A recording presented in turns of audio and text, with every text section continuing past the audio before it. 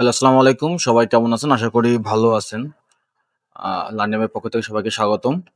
তো আজকে যে বিষয়টি নিয়ে আলোচনা করব সেটা হচ্ছে বর্তমানে Adobe Stock এর অনেক অ্যাকাউন্ট ব্যান্ড হয়ে যাচ্ছে, আ ডিঅ্যাক্টিভেট হয়ে যাচ্ছে অথবা ব্লক হয়ে যাচ্ছে।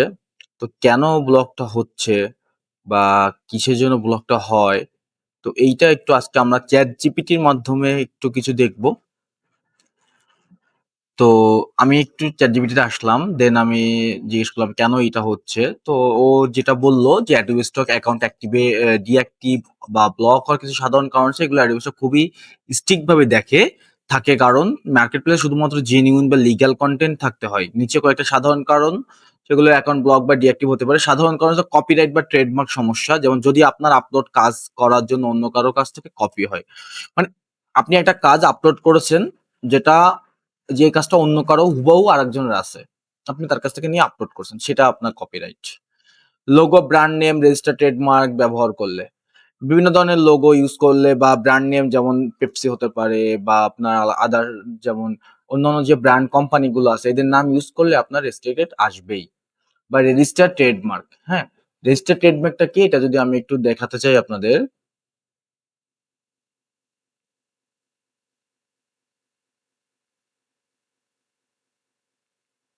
দেখেন এই যে এইগুলো হচ্ছে রেজিস্টার্ড ট্রেডমার্ক। এইগুলো কিন্তু আপনার এগুলো থাকলে অবশ্যই এক সমস্যার সম্ভাবনা থাকতে পারে। তো এটা অবশ্যই খেয়াল রাখবেন যেন এগুলো না থাকে। আপনারা কখনো কোনো কিছুতে এগুলো আ ম্যানুয়ালি ইউজ করবেন না। অনেকে ইলাস্ট্রেটর দিয়ে বানায় এটা দিয়ে দেন। বাট এটা করবেন না। ওকে?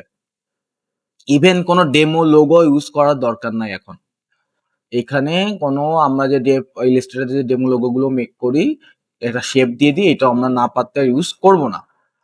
সো ব্র্যান্ড নাম তো আমরা জানি কোনো কোম্পানির নাম বা কারো নাম ইউজ করতে পারবো না। Policy violation. একই ধরনের ছবি বারবার আপলোড করা, স্প্যাম। মানে আপনার একটা ছবি রিজেক্ট হইছে, তারপরও আপনি ওইটা আবার আপলোড করতেছেন, বারবার আপলোড করতেছেন, এটা স্প্যাম হিসেবে গণ্য হবে। লো কোয়ালিটি বা irrelevant content.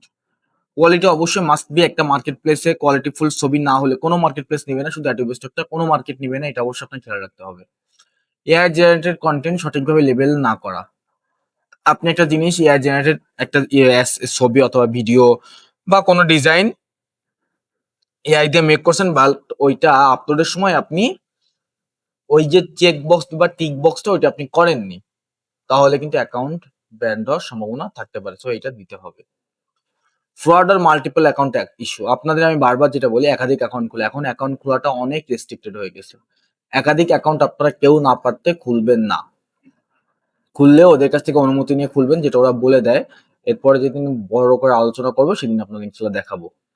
Payment method issue বা অন্য তথ্য ব্যবহার করা। আমি এইটা আমার সবাইকে বলি, আমার স্টুডেন্ট প্লাস অন্যদের বলি, যেটা পেমেন্ট মেথড আপনার নিজস্ব অ্যাকাউন্ট থাকতে হবে। নিজস্ব স্কিল, পেওনিয়ার বা পেপ্যাল যেটাই থাকুক না কেন, এটা আপনার নিজস্ব নামে, নিজস্ব আইডি কার্ড দিয়ে ভেরিফাইড থাকা লাগবে। অন্য কারো তো আপনি ইউজ করতে পারবেন না।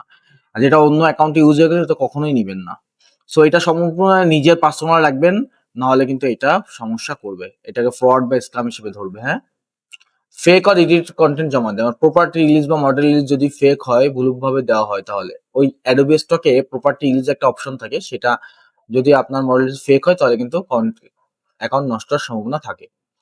কমিউনিটি সেফটি রুলস ভাঙা, অফেন্সিভ অ্যাডাল্ট বা হার্মফুল কনটেন্ট। যেগুলো অ্যাডাল্ট 18 প্লাস কনটেন্ট, অফেন্সিভ মানে রক্ত বের হওয়া, হ্যাঁ? আমরা যদি একটু দেখি অফেন্সিভ কনটেন্ট কোনগুলো?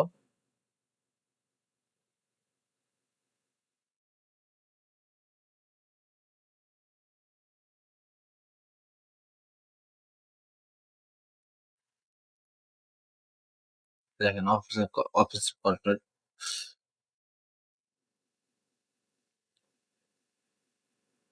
যে সেক্সুয়ালি এক্সপ্লয়েটেড কনটেন্ট আর ডিসক্রিমিনেট ল্যাঙ্গুয়েজ মানে কোনো খারাপ ব্যবহার বা ভাষা ইউজ করছেন বা অ্যাডাল্ট কোনো 18 প্লাস কোনো আ ভিডিও ইউজ করছেন সেক্ষেত্রে এগুলো কিন্তু অফেন্সিভ। সো এগুলো ইউজ করা যাবে না। ওকে। সমাধান কি? আপনার অ্যাডমিনিস্ট্রেটর ইমেইল চেক করুন, কন্ট্রিবিউটর অ্যাকাউন্ট চেক করুন, ডিএক্টিভ বা ব্লক হলে অ্যাডমিনিস্ট্রেটরকে একটা রিজন মেইল জানান। যদি মনে হয় যে ভুলবশত অ্যাকাউন্ট ব্লক হয়েছে তাহলে অ্যাডমিনিস্ট্রেটর কন্ট্রিবিউটর সাপোর্ট অ্যাপিল করতে পারবেন। সেটা একদিন দেখা দেব যে কিভাবে অ্যাপিল করবেন, কিভাবে কি দেখাবেন ইনশাআল্লাহ। অ্যাপিল করার সময় প্রমাণ দেবেন যে release from original profile proof দেখাতে হবে। আপনি চাইলে আপনাকে অ্যাপিল করার জন্য একটি প্রফেশনাল ইমেইল ড্রাফট লিখে দিতে পারি। আচ্ছা, এটার দরকার নাই। ও এআই চাইলে দিতে পারে। এটা কিভাবে বানাবেন আমি আপনার পরে দেখায় দিব। তো আমরা বুঝলাম যে কিভাবে আপনারা কি জন্য অ্যাকাউন্ট গুলো সাধারণত নষ্ট হচ্ছে এটা অবশ্যই খেয়াল রাখতে হবে। অবশ্যই কপিরাইট ট্রেডমার্ক দেখতে হবে, পলিসি ভায়োলেশন গুলো খেয়াল রাখতে হবে। আর অ্যাকাউন্টে এটা অবশ্যই মাথায় রাখতে হবে। পেমেন্ট মেথডটা অবশ্যই মাথায় রাখবে। একজনের পেমেন্ট মেথড আরেকজন ইউজ করতে পারবেন না। কখনোই করবেন না, যে যার নিজেরটা ইউজ করবেন। সো এই কারণগুলোর জন্য বর্তমানে অনেক হিউজ পরিমাণ সমস্যাগুলো দেখা দিচ্ছে। তো আমরা এগুলো খুবই সাবধানতার সাথে কাজ করব ইনশাআল্লাহ, যাতে কোনো সমস্যা না হয়। তো এই তো আজকে এই পর্যন্ত। আগামীতে ইনশাআল্লাহ আবার কথা হবে। আল্লাহ হাফেজ। আসসালামু আলাইকুম।